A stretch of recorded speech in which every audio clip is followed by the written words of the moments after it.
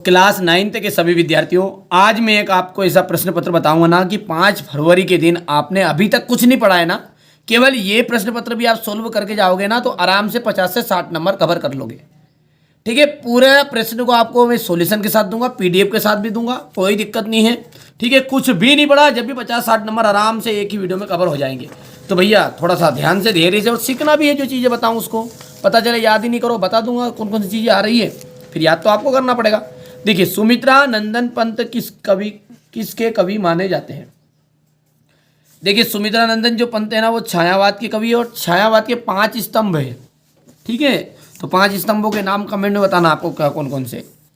सर्वेश्वर दयाल सक्सेना की रचना है समर्पण, प्रेम वाटिका, काट की घंटिया की कला और बूढ़ा चांद। काट की घंटिया। वीर रस का स्थायी भाव क्या है? वीर रस का स्थायी भाव है उत्साह। तिब्बत में अधिकतर जमीन किसको दे दी जाती है? तिब्बत में अधिकतर जो जमीन है जमींदारों को, पशुपालकों को, किसानों को, जागीरदारों को, तो जागीरदारों को दी जाती है। रचना के आधार पर वाक्य के कितने भेद होते हैं? देखिए, रचना के आधार पर वाक्य होते हैं 3। ध्यान दीजिएगा, है ना। और बेटा अर्थ के आधार पर, यदि कोई पूछ ले अर्थ के आधार पर, तो अर्थ के आधार पर होते हैं 8 प्रकार के। कितने प्रकार के होते हैं? 8 प्रकार के। मृदुला गर्ग की रचना कौन सी है आपके पाठ्यक्रम में? इस जल पिल्ले में, मेरे संग की औरतें, रीढ़ की हड्डी की माटी वाली। ठीक है, तो मेरे संग की औरतें। ठीक है भैया, आगे देखते हैं। कोयल तुम किसका डेडिकेश देना चाहती हो? तो कोयल क्या करती है? संदेश देने का काम करती है। तो यहां पर आपका हो जाएगा पहले में संदेश। जिसके कारण स्थायी भाव जागृत हो वहां क्या कहलाता है? जिसके कारण स्थायी भाव जागृत हो वहां कहलाता है आलंबन। क्या कहलाता है? आलंबन। अभिमान में मान डेडिडेस लगा है। देखिए, मान जो पहले शब्द के पहले लगता है उसे उपसर्ग कहते हैं, और शब्द के बाद में लगता है उसे अपन प्रत्यय कहते हैं। तो भैया इसमें प्रत्यय ही लगा है। उमा ने डेडिडेस की परीक्षा पास कर ली थी, B1 की परीक्षा पास कर ली थी। महादेवी को एक कविता पर क्या मिला था? चांदी का कटोरा।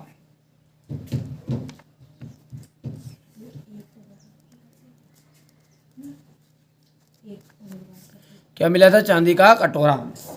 एकांकी में रिक्त स्थान होता है, तो एकांकी में होता है 1 अंक। एकांकी में कितने अंक होते हैं? तो 1 अंक होता है। सही जोड़ी का मिलान करना है आपको। ये हो गया आपका सही जोड़ी। चारू चंद्र की चंचल किरणें, चारों चंद्र की चंचल किरणें खेल रही है जलथल में, तो इसमें कौन सा अलंकार है? तो चारों चंद्र की चंचल किरणें, इसमें अनुप्रास अलंकार है। बिहार के हैं जाकिर हुसैन। जाकिर हुसैन कहाँ का जन्म स्थान का? बिहार। मात्र ही भर क्या है? देखिए, जो शब्द किसी भी सेंटेंस पर दबाव डालने का काम करते हैं, किसी भी वाक्य पर जो दबाव डालते हैं उसे कहते हैं निपात शब्द। जैसे ही, ठीक है, वहाँ जाएगा, और अपन ने बोला वहाँ ही जाएगा, तो मतलब इसमें कन्फर्म है कि वही व्यक्ति, उस पर दबाव डाला जा रहा है कि वही जाएगा, उसके अलावा कोई दूसरा नहीं जाएगा। तो ये हो गया आपका निपात शब्द। प्यारे लाल शर्मा स्वतंत्रता सेनानी। नाटक सम्राट का अपन देखेंगे जयशंकर प्रसाद, और संसाधनों का अपव्यय हो रहा है। हो गया। चलिए, छायावादी काव्य में प्रकृति का मानवीकरण किया गया है। छायावादी काव्य में प्रकृति का क्या हो गया है? मानवीकरण किया गया है। क्या?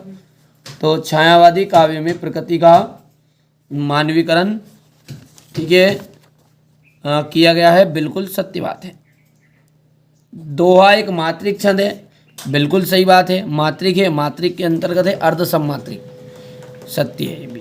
पर लेकिन कोई पूछ ले तो ये भी बता देना है आपको कि अर्ध सममात्रिक छंद है। यदि सममात्रिक छंद बताए वो तो ठीक है। देखिए, अर्ध सममात्रिक छंद है तो लिख देते हैं अपन यहाँ पर अर्ध सममात्रिक छंद है। एक टोपी पर 2500 जूते न्यौछावर होते हैं। तो ठीक है, देखिए जूता जो है ना टोपी से ज़्यादा कीमती होता है, तो एक जूते पर टोपी 2500 न्यौछावर हो सकती है, तो ये बात आपकी असत्य हो गई है। तीसरा है किरण शब्द का पर्यायवाची शब्द जो है ना रश्मि है क्या, तो बिल्कुल राइट बात है, ये सत्य हो गया आपका। उमा के व्यक्तिगत में साहस की कमी है, उमा के व्यक्तिगत में साहस की कमी, तो ये आपको हो जाएगा असत्य। आचार्य रामचंद्र शुक्ल हिंदी के प्रसिद्ध निबंध लेखक है, सत्य हो गया। चलिए अब एक वाक्य में उत्तर, मरकत के डिब्बे के जैसा क्या है, मरकत का जो डिब्बा उस खुले डिब्बे की तरह कौन है, गांव को बताया गया है, कवि ने बताया है पर्वतीय गांव। स्थायी भाव को जगाने वाले तथा उद्दीपित करने वाले कारक क्या कहे जाते हैं, स्थायी भाव को जो जगाते हैं और उद्दीपित करते हैं उन कारक को क्या कहते हैं, विभाव कहते हैं। क्या कहते हैं, विभाव। महादेवी के परिवार में हिंदी को कौन लेकर आया, महादेवी जो वर्मा है उनके परिवार में हिंदी को उनकी माता जी लेकर आई थी, माता जी। उपसर्ग शब्द में कहाँ जुड़ता है, उपसर्ग शब्द कहाँ जुड़ेगा, तो वो जुड़ेगा शब्द के पहले।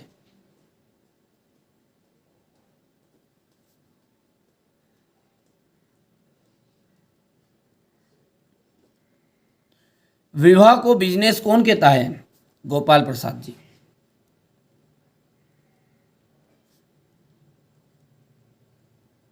और गोपाल प्रसाद जो है ना वो स्त्री की शिक्षा के समर्थक में नहीं थे।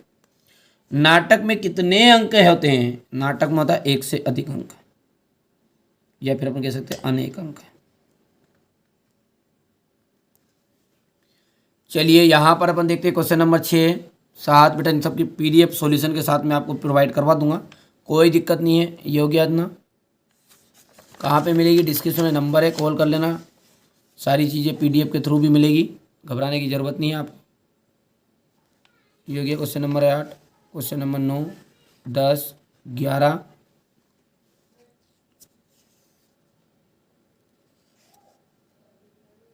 ठीक है भैया।